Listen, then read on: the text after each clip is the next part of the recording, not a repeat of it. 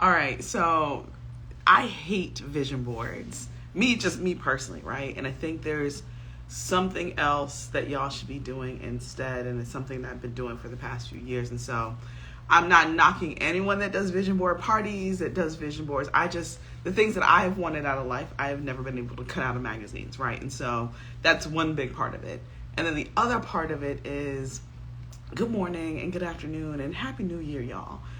The other part of it is like, once you set the vision board, then what is the plan, right? And so I like setting intentions for the year as opposed to setting goals. That doesn't mean that I don't set goals and strategies. It's just my first step is setting the intention for the year. And so I don't know where everyone is. I know this is like the 4th, right? I have not set my intention for the year, but I'm going to walk you through the process because I'm sitting down to kind of work through that today. And then mostly because I'm just still on vacation until next Wednesday. So that's a whole other part of it, right? And so instead of doing the vision board, or in addition to doing the vision board, I'm not doing a vision board. I don't do vision board classes, like none of that stuff. I don't think it's as helpful as it should be and could be because there's all these other steps. And so there's 8 questions that I ask to set my intention, right? And so in past years, my intention has been freedom was one of my intentions one year. Last year it was flow, right? And when I think about setting the intention, it's literally like the plan and how I want it to be interwoven into all aspects of my life, right? And so not just business, right? Not just family life or personal life, like literally all aspects. And so when flow was my intention, I wanted flow in my relationships. I wanted in my friendships. I wanted in like how I take care of my children. I wanted flow in their lives as well because they're small humans, right? I wanted an ease and a flow to everything. I wanted an ease and a flow to how we ran our home. That meant outsourcing more, right?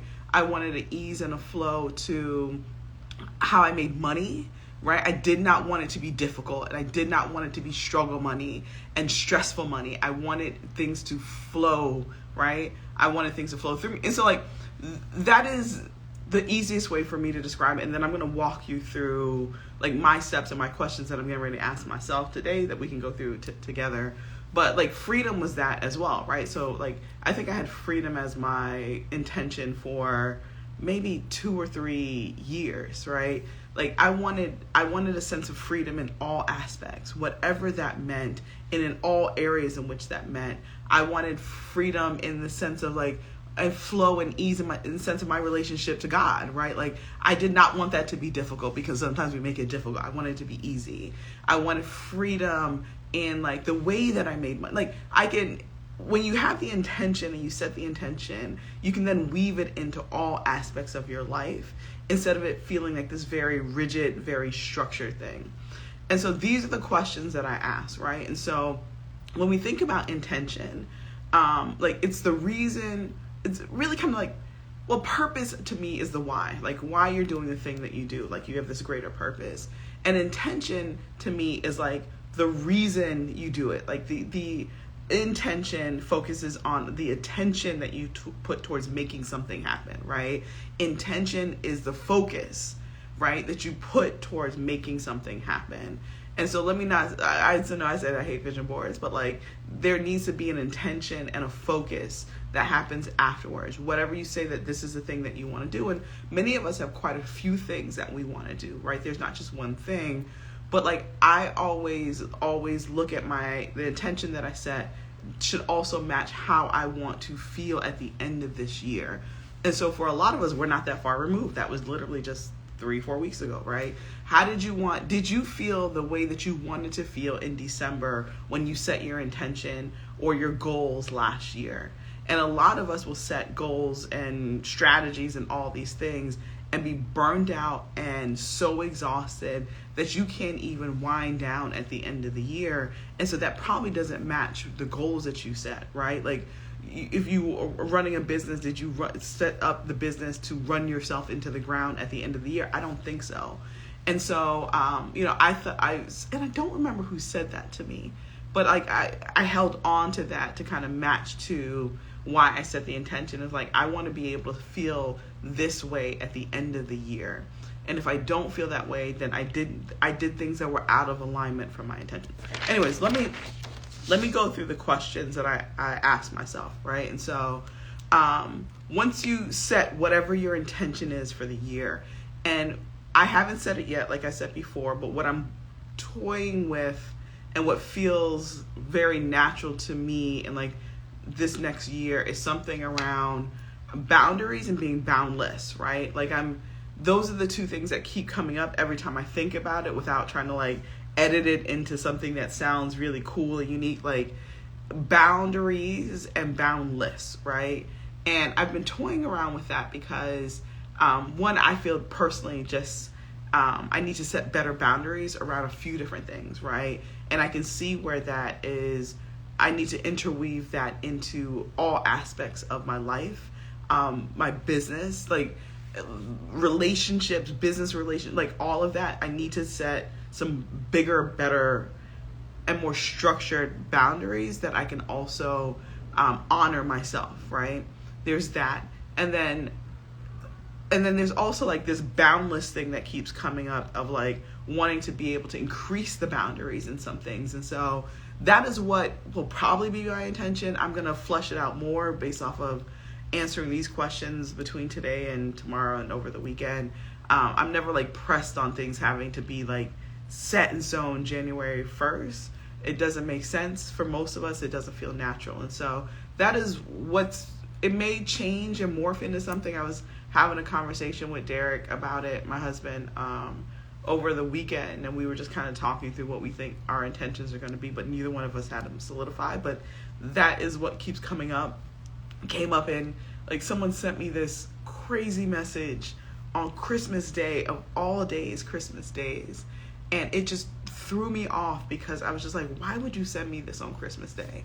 And it just got me thinking more and more about like boundaries, and setting boundaries and putting the right systems in place to honor those boundaries going into the new year. And like boundaries in that moment I shouldn't have been checking my phone to begin with, because I turned off my work email. I put a lot of things on silent, turned off notifications just to really be able to get the rest that I needed, right? But like, it also reminds me of like when you set, my great mentor Myron always says, like, you know, when you set intentions, like disruption is always going to follow intentions. And if you do not realize that, you are going to quit in the middle of your assignment. And sometimes when you set the intention to do absolutely nothing, there is going to be a disruption into that. And that was my goal since being on vacation, was to do nothing, right? I'm not traveling anywhere. I wasn't really on social media like that. I read a little bit, but like nothing. I needed rest. It was a long year, right? A great year, but a long ass year. But it reminded me why I needed to do something around an intention around boundaries to begin with. And like what happened to me on that Christmas Day when I got that message was like, it was like the confirmation that like you did not set the boundary. And that wasn't my focus for this year, but it definitely wasn't my focus for last year, but it's definitely my focus for the coming year. And so I will come back to y'all when I have that fleshed out, but that is somewhere where I'm going with that. And so, hey, I haven't been waving to everybody, but hey, y'all. Anyways, and so once you set your intention for the year, whatever it is, right? And I gave y'all some examples. One year it was, for 2 years it was freedom for me. I felt very caged in by a lot of the things that I was doing, a lot of the places that I was in, the conversations that I was having. I even felt caged in by the business that I had created and had been running for years. And that's another story for another time. But you can build something that then turns into a cage if you're not careful, right? And so freedom became the thing for me. And then for the past like 2 years, like ease and flow were my intentions. And then I started to define what those mean. And then, you know, this year it'll be something around boundaries and being boundless. And I think you can have two intentions that come together in a really intentional way. And so anyways, once you set your intention for the year, the first question that you need to ask yourself is, who do I need to become in order to hold on to that intention, live in it, play in it, work in it, breathe in it, embody it, like, who do you need to become? And that's not saying that you need to switch up and turn into this whole new person. That's not what I'm saying. But what I'm saying is, like, what persona do you need to assume, right, and embody in order to do that, right? And so if your intention for the year is to become a healthier version of you, then you need to write down, what does a healthier version of you look like? What does that person do? Do they, when they go to sleep at night, do they just like jump into the bed, or do they set their workout clothes out, their shoes, their shirts, their tights? Like, what does that person that is the healthiest version of you do, right? And that is where you start to own that persona. What are the emotions that that person has, becoming that person, right? And so a lot of times we cannot get to what we want or achieve what we want because we have to get to a point where we become the person that can do the thing. And we have all the tools around us, right? But not until you own the persona of that person do you start looking at any and everything completely different, but in the mindset of a person that has embodied and becomes a person that can do the thing. And so who do you need, defining who do you need to become, right? And so even thinking through boundaries and being boundless as my intention for next year, like thinking through, well, who do I need to become, right? I need to become a person that says no more, right? I need to become a person that will put people that disrupt my boundaries or don't honor my boundaries. I need to put space in between me and those people. And this is what this looks like, right? I need to use the I need to become the person that uses like the hide alerts or whatever on the phone more. Like, I need to become that person. And so what does that person do? What does their day look like, right? Anything that disturbs any of that, I need to start putting things in place. I have an amazing executive assistant who answers emails for me and does a lot of like communication. I have a team that does this. Like, the person that I need to become every Sunday puts more things in place to protect and honor those boundaries, right? But then also I need to become the person that honors the things that I say to myself more, right? Like, those are some of the things that I'm thinking about. So the first thing when you set the intention is, who is a person that I need to become to do this thing, right? Maybe your intention is to build more, a higher network of people. Well, if that is your goal, well, you need to be a higher net worth or network of a person, right? And you need to start going to places and only being at places that are high value people. They center themselves around. They go to, and this isn't like being bougie or anything like that, but like, if your intention is to create a circle that is of higher value, one, you need to become that person, but you become that person by testing the assumptions of what you think that person will do in their day-to-day lives, right? Like, your decisions are going to be different. Your conversations are going to be different. Your activity on social media is going to be completely different. And so like, that is you owning the persona of like that person and that new activity and that new identity that you want to start assuming until it literally becomes your norm of life, right? And then your feelings, right? None of us do. The only thing that we all do, right? And the only reason we do things is because we feel like it. And so like, the person that you need to become also needs to become the person who feels like doing those things. Do I feel like waking up and walking to Margaret Park every morning? Absolutely not.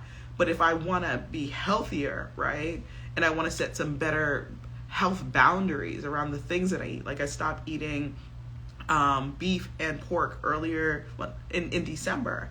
After I came back from West Africa, I thought I was literally sick for 7 days, could not keep anything down. I still worked through all of that, which was insane within itself. Funny story, crazy story. I was paying for, what was I paying for? I was paying for this holiday party for, like, my ticket for this holiday party for this event that for this organization that I'm a part of. And the thing was $97, and I was so sick, and I'm like trying to like, I should have sent that to my assistant to do. Don't ask me why I still did it myself, but I was just trying to work through it. And I know I made the mistake. It was supposed to be like $98. And I know I made the mistake, and then I thought I fixed it, and I pressed submit, and then like the lady emails me 2 hours later, and she's like, you just sent us $9,000. Did you mean to do? I was just like, I know you did not mean it. I was like, I definitely did not mean to do that, and I should not have been working boundaries, right? Anyways, crazy story of like, do not work while you're sick. Anyways, do I feel like working out? No, I don't most times, right? But I want to be healthy. And so I have to start owning the feeling of like, what does it feel like to the healthiest version of me, right? What does it feel like to be 30 pounds lighter? Like the lightness that you feel as a result of that. And so thinking through those questions really help to start envisioning your life as the person that you need to be in order to achieve the intention. All right, second question, which I think is really important because your intention, your goals, whatever, will start to waver as you were challenged. Remember, what does the saying go? Disruption always follows your best intention, and if you don't realize that, you'll stop in the middle of your assignment, right? Myron always says. And so it's important to know, why is this your intention to begin with? Is question number 2. Why is this your intention to begin with? Because if you don't define why this is your intention, like, you will quit immediately, right? You'll quit when the first thing gets challenged, or when your schedule immediately gets disrupted. Like, you will quit, you'll waver, it'll change, you'll pivot drastically, and you will not hold on to the thing if you do not define why it is your intention to begin with. And so, when you think about the difference between intention and then purpose, and I'm just looking at some notes that I wrote down, right? Your intention is your aim or your plan. Your purpose is the why, right? Is the reason why we do what we do. And so knowing why you set this to begin with, and knowing the reason will help you stay on course in those moments where you may waver or you may buckle, or shiny objects start getting thrown at you, which happens to a lot of us, especially busy people. I know holding on to the why for me is important. Like my husband and I are doing like a 7-day juice fast, right? And so understanding the reason why I'm doing it to begin with is really important. The other part of it is like, I am constantly checking that when I'm getting ready to make decisions, because I'm like, hey man, I've been home for 2 weeks. We should travel and do something. But you know what? If I travel, I'm not going to have like the juice place right downstairs, right? And I'm probably going to make very unhealthy decisions. And so remembering why I'm doing this also influences the decisions that I make to be able to stay the course, right? And so remembering that constantly is extremely important, and defining that is really important, because oftentimes we'll see something like, yeah, I want to do that, and you'll be distracted and all over the place. And a chaotic mind will either make poor choices or no choices at all, right? And so even my example, no, this is the plan for the next 7 to 10 days. And as a result of that, I got to make decisions that are not the most fun decisions, because I'd rather be on an island on the beach, like something like I'd rather like spend that as my last few days. But I set this intention for a very specific reason, and remembering why I set it made me not make a poor decision that would be counter to why I set this as my intention to begin with, right? All right, number 3, what will happen as a result of this intention? And so setting the intention, and then what will happen as a result of it? What do you want to happen, right? And so like I said that to you before, I started to describe that, right? Like boundaries and being kind of boundless is an intention for me for the year. But then for this year, 2023, and then, but not just why am I setting it, but what do I want to happen as a result of it, right? I want certain people around me to respect my time more. I want to respect my time more, right? I want to respect my genius more than I have, because I feel like there's levels in which to be able to do so, right? I want to have more X, Y, and Z, right? Like that is why that is an intention, and I cannot do that, right? I want to have a positive headspace at all time. And there's certain people that do not respect my boundaries, that disrupt that positive headspace. And if I don't have the positive headspace, I cannot make the decisions to drastically grow our organization, or bring on and attract the best talent, or raise more money to give, to invest in startup founders, or to be able to raise more money or bring in more contracts for our business, so that leads to the generational wealth goals that my Derek and I and my family, my greater family, like we have and that we've set, right? And so being able to not be derailed because of boundaries that were not set and adhere to, that will derail me from being able to do the other things that I want. And so that is the reason that I'm setting intentions, right? Like, I have very specific things that I want to be able to accomplish this year. And if these two things are disrupted on an ongoing basis, I cannot set that intention, and I cannot focus, right? Because intention means to focus. It will stop me from being able to have that as my primary focus, because my focus is going to be pulled in so many different directions. And so knowing those things is why that is going to be the intention, right? And so I'm literally working through this while I'm helping y'all work through this as well, because I said, I kind of said it, but I hadn't definitively said this is the thing, but I know it as I'm working through these questions. And that's why asking these questions of yourself is so important, right? Tony Robbins famously said, the quality of your questions determine the quality of your life. And so if you want a high quality life this year for 2023, you got to ask yourself some bigger, deeper, richer, more expensive and more expansive questions about who you are, what you want to do, what you want out of life, how much money you want to make, how much impact that you want to be able to have, right? And so, all right, so that was question number 3. Question number 4 is, who do you need to help you achieve this? I could do a whole TED talk on this, right? Of who do you need?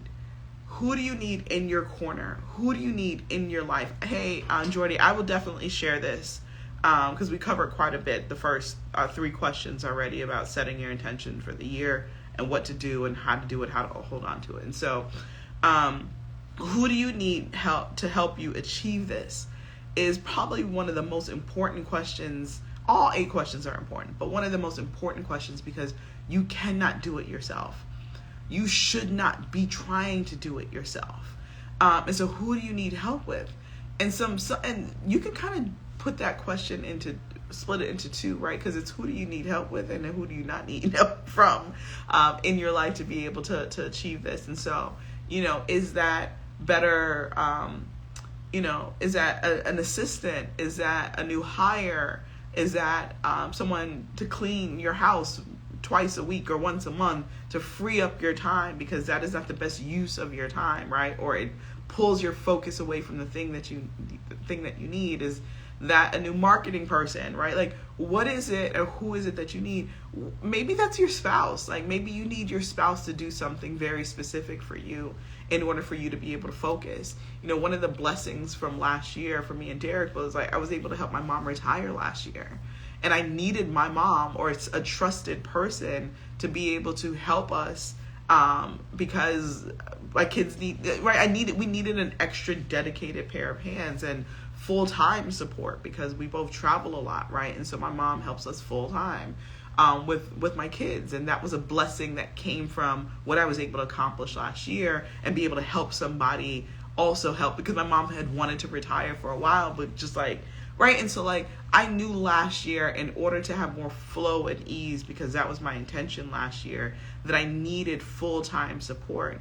And it just so happened that those 2 things aligned, and we were able to help my mom retire. And so knowing that I needed that help, right? And years before, during the pandemic, we've had babysitters and a part-time nanny, but that wasn't sustainable. I needed someone that you could trust, right? When we traveled multiple days and things like that. And so I knew that was help that I needed, right? 2 years ago, I knew that I needed an executive assistant, not just a regular virtual assistant, not knocking virtual assistants, but there's levels to assistants. And so having and I still have another virtual assistant, I call her an opportunity assistant, and I'll talk about that another time. But like having support, right? But executive support where like this person not only helps with administrative tasks, but they can make executive decisions with me or for me, knowing that I needed that higher level of support, was answering that number 4 question of who do you need to help you to achieve whatever your intention is. And so defining that, right? And then taking whatever guilt, because it boggles my mind the amount of guilt that is associated with getting the help that you need. And I say that from someone that struggled for a very long time to ask for the help that I need. To a certain extent, I still struggle asking for the help that I need, but I also realize that like I cannot do what I need to do. I cannot perform at the highest level without having as many people and systems to support me as possible. And so for your intention for this year, question number 4 is defining who do you need help with in order to achieve this. And that might be a few people. It might not just be one. It's definitely not yourself, right? And it is the Lord, of course, but like here on this earth, who else do you need to physically help you do the thing that you need to do? And so it's always calculating the opportunity cost, right? Like I've always been able to calculate the people that I've brought into my life or into my support circle. Like I've always been able to quantify that back to how much money they've either helped me save or helped me make as a result of it, right? It frees you up to solely focus on the things that are in your zone of genius. Everything else you find people where you are inadequate at, and like what you're inadequate at, it is their zone of genius. So then you have a badass, dope, like team of geniuses that support you at the highest level. But for many of us, you will not be able to achieve your goals if you do not sit down and map out who you need to help you actually achieve this. Most of us will not be able to move forward without that. All right, number 5. This is the part that I think is interesting, because I think a lot of people start at number 5, which you cannot get to number 5 without getting through really all 8 questions, but the first 4 especially, right? And so number 5 is, what milestones do you need to track your progress? And I say why most people start this at number 5 is because most people will pick up, like, I got a new planner for 2023 and a new calendar and a new system and a new program. And like, that's great. But if you don't know why you're using it, if you don't know who you need to become in order to excel in using it, if you don't know what's going to happen as a result of your focus and your intention, having the system makes absolutely no sense, right? Like you could literally be trying to build a mansion on top of a landfill. And sure, you're on a mountain, but you're on a mountain that is going to be separating and separating and moving apart and literally shrinking. And so it doesn't actually really help you unless you do the other steps. And so knowing what milestones you're going to be tracking, whether that's weekly, monthly, quarterly, it definitely should not be annual. Like annually is the big goal, but like breaking it down into how you're tracking your progress either every single day, depending on what your intention is, every single week, every single quarter, at the halfway part of the year, and then ultimately ending up the year with your intention, and then more than anything, how you want to feel at the end of the year.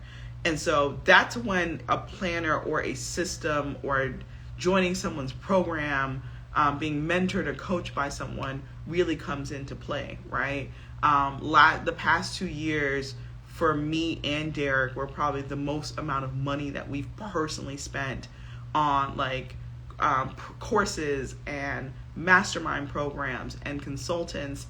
And I've seen a tenfold change in how much money we were able to generate in our business, how much money how I've become even just a better like salesperson and fundraiser for bringing and attracting capital for the organization that I run. Like I've seen the absolute change, and it was for us a mindset shift in that like you need to do the investment in order to get the return, right? Do the investment and to get the return, but not until we decided who we needed to become, and not until we set the intention and had it flow through all aspects of our lives did we fully understand the value of it and then how to use it, right? And so number 5 is tracking your milestones and your progress, and actually having milestones in your along the way, right? Because some of us will just set the thing and then you don't even know if you're making progress or not because you haven't set any milestones in order to track it, right? I think one of the really good it's not Toilet Paper Entrepreneur. Crap. The guy's name is Mike Michalowicz. I cannot remember the name of the book at the moment. His first book was Toilet Paper Entrepreneur, but he had this other book that pretty much is a system for creating quarterly, tracking monthly and quarterly tracking mechanisms for whatever goal that you have. I will find the book and I will tell y'all, but just look up Mike Michalowicz. I think it was his second or third book, but it was really, really good and really kind of helped shape how I track and then also measure goals. But you will never know how much progress you've gotten along it, and it's really important because as you start going down this path, right, setting the intention, knowing that some sort of disruption is going to follow your intention. There's going to be multiple disruptions. They're going to test you, right? Knowing how far you've come, or to look back and say man, we're much farther along than we thought we were going to be. Or I haven't achieved as much as I thought I was going to achieve. And so I need to be able to pick up the pace. I need to be able to make some decisions. I need to hire some new people. I need to join this new program. I need to have this coach or this person in my ear.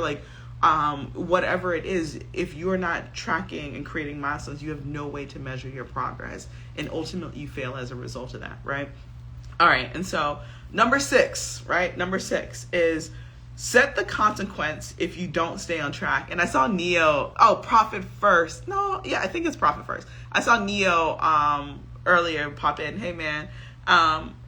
I learned this from Neo, and I added it to the 8 questions I asked myself at the beginning of the year to set my intention, because I hadn't been doing that. And it was a powerful shift for me last year when I learned it. So I added that to it, right? And so it's set the consequence if you do not stay on track. What is the consequence going to be if you do not stay on track? And many of us, and when you do that, when you do that, set the consequence, it has to be a consequence that is so expensive that you got to achieve the thing because you do not want to do it. And so the consequence should be expensive. It probably should be public. But and it should be counterintuitive to who you are, the essence of who you are and what you embody, so much so that it pains you in order to do this thing, right? And so number 6 is set the consequence if you do not stay on track. What are you going to do, right? If you absolutely hate Trump, right? Maybe that is your goal. You will make a massive $5,000 or $10,000 donation to Trump's campaign and click the link to make it public that they show that you've done it. If you do not stay on track and achieve set your intention and achieve it, right? That becomes the consequence. I remember this guy that we were in a mastermind in, when I learned about this from he was just I think he said he would send $10,000 to his ex-wife. And he's I know for a fact I am not doing that, right? And so if I do not achieve this thing by this, milestone that I set and set this intention, then I'm going to have to send my ex-wife $10,000. And I know for a fact I will not do that. That is the last thing on earth that I want to do. And so setting the consequence of inaction is extremely important.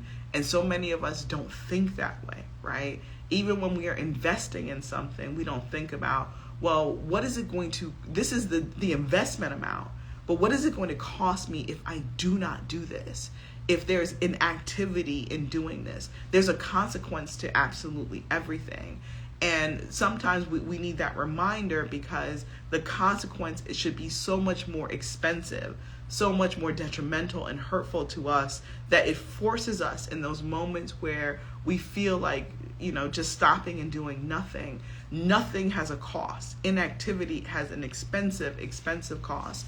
And we pay that every single day and every single year we do not do the thing that we intend on doing.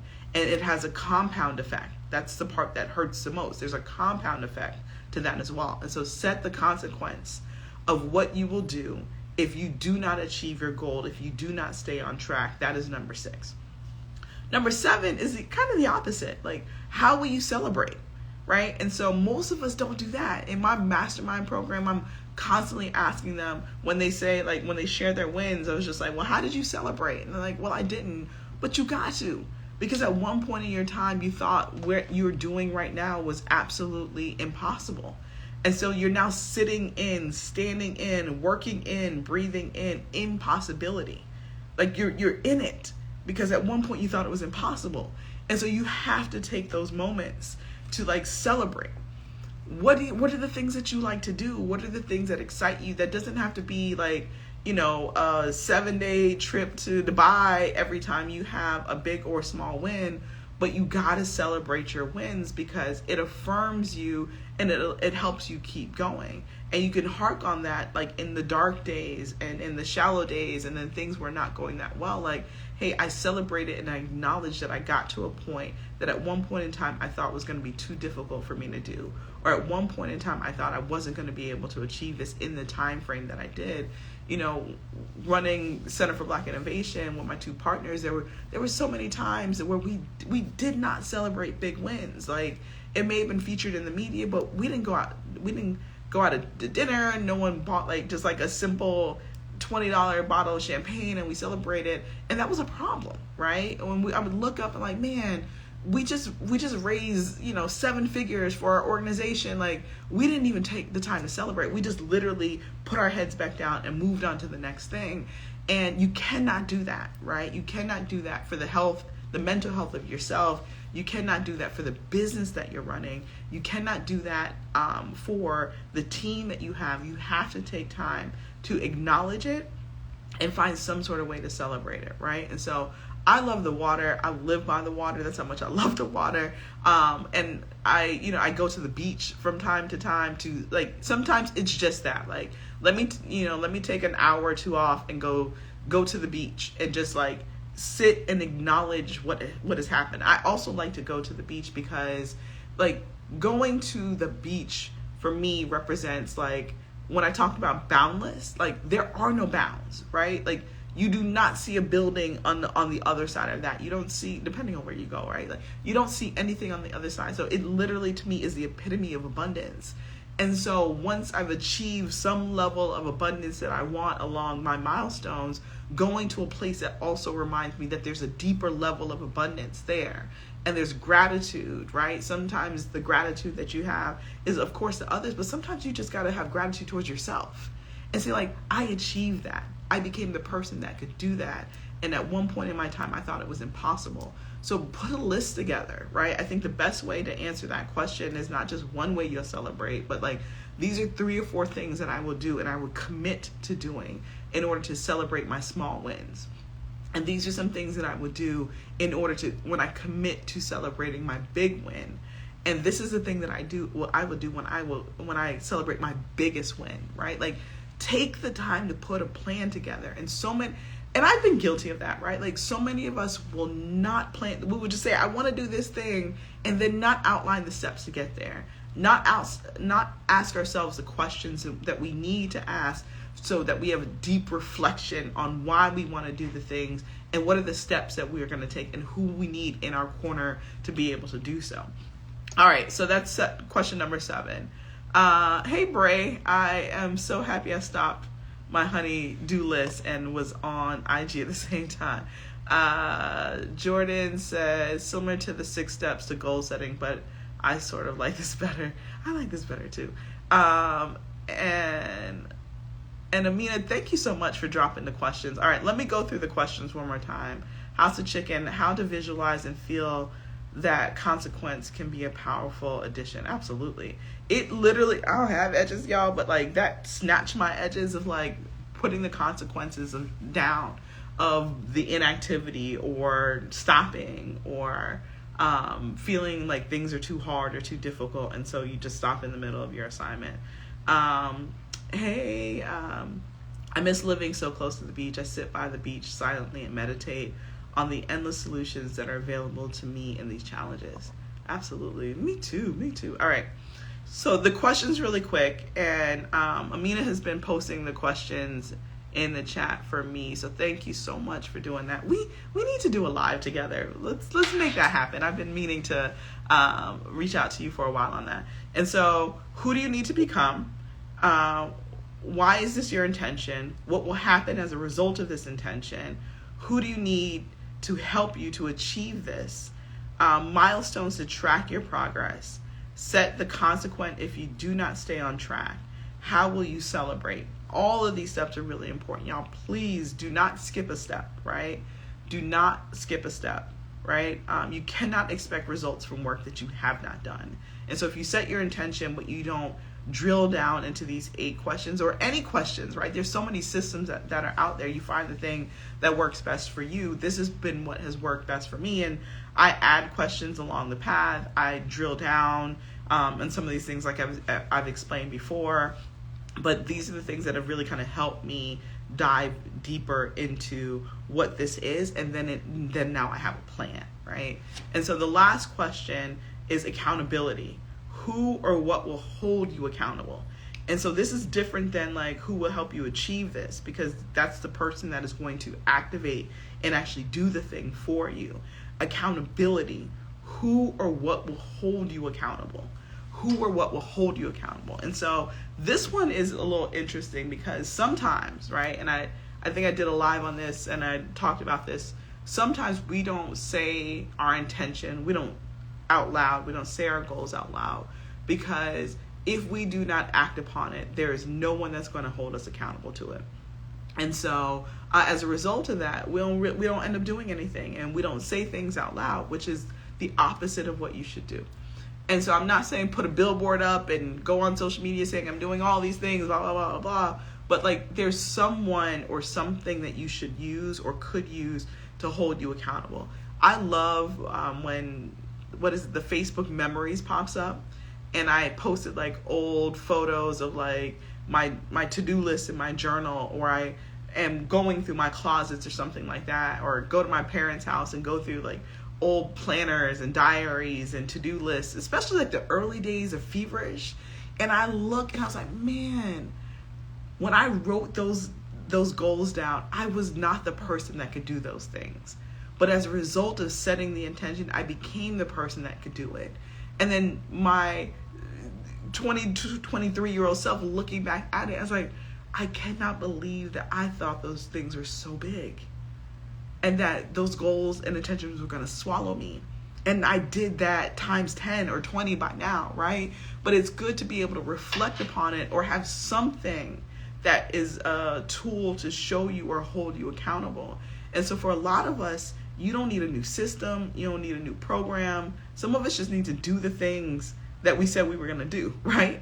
Or do the things that our mentor said that they were going to do, or do the things that our coach said that told us to do. Many of us just need to activate and act upon the things that we already know that we need to do, but we have to become the person that says, I can do that thing, right? The other part of it is find someone to hold you accountable. I don't care who it is. It could be your pastor. It could be your significant other. It could be your child. A child will hold you accountable to something like nobody's business.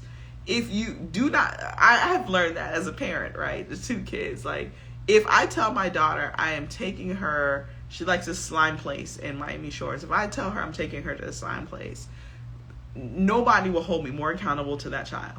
And I better take her, right? Because I've told someone that is going to hold me accountable, because to them, it's the thing that they want to do, right? But they also want that thing personally. And so find someone, right, that is going to hold you just accountable as an 8 or a 9-year-old, because I don't know who, 5, 6, 7, like, find someone that will hold you accountable as kids hold you accountable when you tell them that you're going to take them somewhere or do something.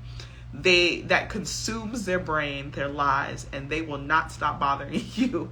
They do not, you're right, they do not forget. They do not forget, and they will keep reminding you that you made that promise and commitment to them. And so make that promise and commitment to yourself, and find someone to hold you accountable. Say the thing that you want to do, set your intention, and say it out loud to someone, Because if you hold it into yourself and you do not find someone or something, and I really think it should be someone that you respect more than it is like, and there's tools and mechanisms and use those things too, but like someone that you respect, that you do not want to disappoint, right? That will hold your feet to the fire and said, you said you were going to do this thing. So where are you with this? What are your milestones? And maybe once you write down your answers to the 8 questions of like, setting your intention for the year and how to get there and putting a plan together, that maybe you share that with them. But I have a few people in my life that are absolute, will hold me accountable, hold my feet to the fire. Even if I haven't shared goals with them, I've shared overarching things with them in my conversations. And every time I think about wavering or quitting, I think about that person. And like, what would they say to me if I told them that I quit on this thing, knowing that I have everything that I need to achieve it? It's just the willpower to do it. And do I want it bad enough? And so looking at the why is important. But at some point, it has to come out of us. And we have to share it with someone that is going to hold our feet to the fire. And I'll be the first person to tell you that shit is not comfortable. It's not easy. I don't want to hear that. Like, I don't want that person to nag me. Like, but you need it. You need it. Because if you didn't, you would have done the thing, right? You would have achieved the thing and moved on to the next thing. And so having someone that can hold you accountable. And so my last thing for you to just think about is kind of something that I said before.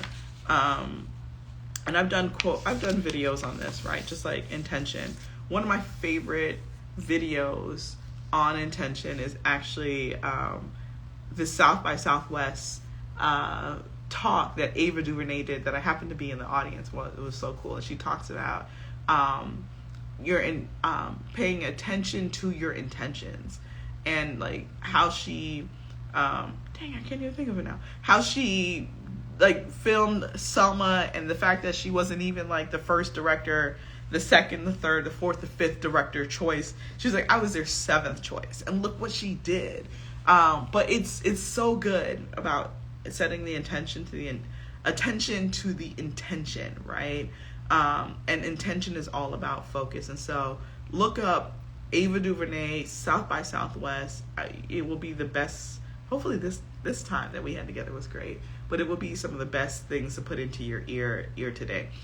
And so the last thing that I just want to tell you is, once you set the intention, right? It is not going to be easy to stay the course, but you got to stay the course. And so having some of the things that I told you help you stay the course. It helped me stay the course this last year when I had so many distractions, right? There were so many distractions, so many shiny objects. I think we often talk about, when we don't have any options and how debilitating that can be. But it can also be equally debilitating when you have all the options and you got to pick the right one, right? And so having, and when you get to that point, and many of you are at that point, right? Like, it's just all over the place and where you should go, being able to stay focused and stay the course. And so the Myron quote that I shared with you guys earlier is, disruption always follows intention. And if you do not realize that when you set your best intention, that there are going to be disruptions, you will quit in the middle of your assignment. And so no matter what, there are going to be disruptions, no matter what your intention is.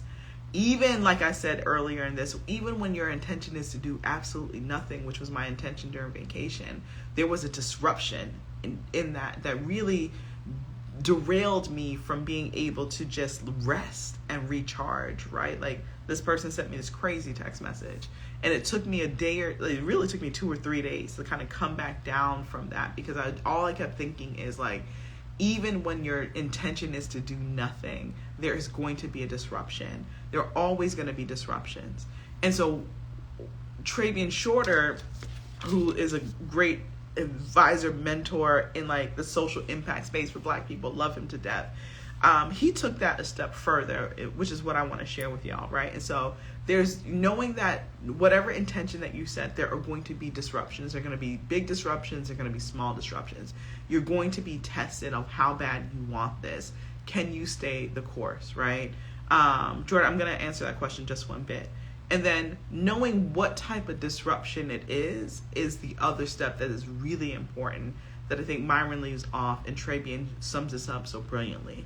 And so there's two types of disruptions. There's probably more, but two types. Obstacles and then distractions. Knowing your best intention is going to be followed by some sort of disruption. And there are two types of disruptions. There are obstacles and then there are distractions. Obstacles are things that will come along your path that until you address it, you cannot move forward. But once you address it, you're able to move forward on your path, right? Distractions are things that if you address this thing, it will completely derail you off your track and you will never get back on course. And so knowing that there's going to be some sort of disruption from you setting your intention for the year, we know that. You know that. I know that, right? And then knowing that that disruption is, there's two types. So knowing and being able to evaluate what that is. Do I address it? Because if I address this thing and it's a distraction, I will never get back on course. Or is this an obstacle meant to challenge me and test me and see how bad my why is, right? This is an obstacle, and we can jump over obstacles. We can push obstacles out the way and get back on course, but sometimes obstacles we do have to address in order to be able to move past it, right? And that is what I'm realizing with like my intention around boundaries. I'm going to face a lot of obstacles and have a lot of really difficult conversations. And so how do I fortify myself to get ready for some of those difficult conversations with myself and with others in order to set those boundaries?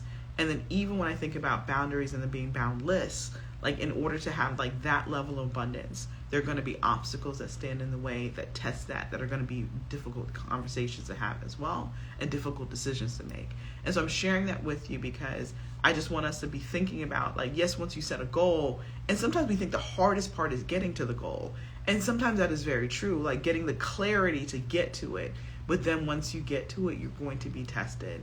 Know that the test is coming. Know that multiple tests are coming. And getting to a point where you can quickly realize, all right, this is a test.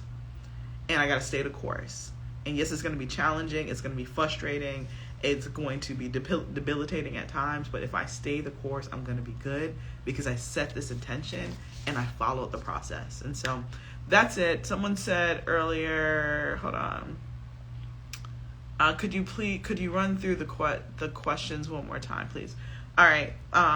Y'all, I'm going to save this and watch it because I'm going to read the questions, but you kind of need the context that I talk through in order to fully understand how to answer the question and do it. But once you set whatever your intention is for the year, right?